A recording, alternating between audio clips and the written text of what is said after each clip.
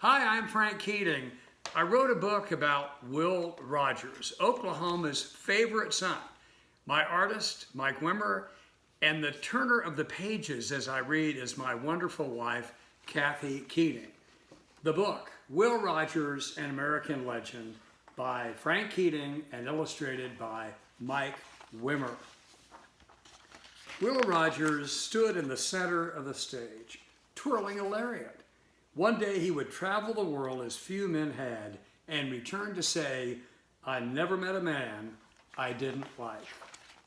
Will, as a boy, was called to adventure. The youngest of 8 children, he was born in 1879 in Indian Territory. There on the broad back of his father's horse Lummox and at his mother's knee, he saw oceans of wheat and dreamed of touching distant skies. And he began to read. To learn is to read, Will Rogers said. Will Rogers was an Oklahoma boy, raised on a ranch, part Cherokee Indian, a member of the Paint Clan. He learned to ride and rope as well as any boy or man. Riding and roping, they said of Will, so that one day he could lasso the tail off a blowfly. Will raced across the prairie on his horse Comanche, lassoing goats and wild turkeys, for practice, for adventure. That was what boys did in those days, before farmers and barbed wire fence. A man that don't love a horse, there is something the matter with him, Will Rogers believed. Will's lot in life was 10 years or so in school, but travel and reading and poking and probing, those were Will's lifetime school. A man only learns by 2 things, Will Rogers said. One is reading, and the other is association with smarter people.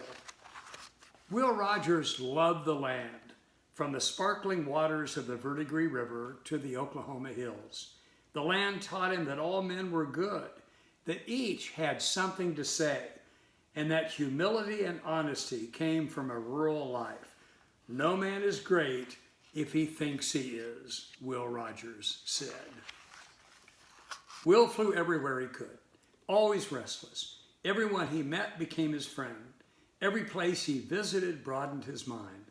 He was always joking and sharing with others the humor and joy of living. I can't tell you where to write, he said, for I don't know where I'll be. Will always seemed to be in motion. 24 coast-to-coast flights across the United States, flights from Russia and across Southeast Asia, 3 trips around the world when flight was new. Driven and impatient to go and see more, he said, if your time is worth anything, travel by air. If not, you might just as well walk. Will quickly returned from his travels to his family, to Betty and to their 4 children, Will Jr., Mary, Jimmy, and Fred. They went to California, where Will built a corral on the lot of a movie studio. He roped and he played with Betty and their children. I'm just an old country boy in a big town trying to get along. Will was known far and wide. When times were bad, Will Rogers made people hope. When times were good, he made people laugh. He spoke common sense to common people. He spoke to the old common fellow, to lift him up, to make a child smile, and to give all the courage to go on. Will poked fun at the big and the not so big, to make a point, to say something true. You can always joke good-naturedly with a big man. That's why he's big, Will said. Across the nation, families laugh with him on radio broadcasts, in newspaper columns, and in movies.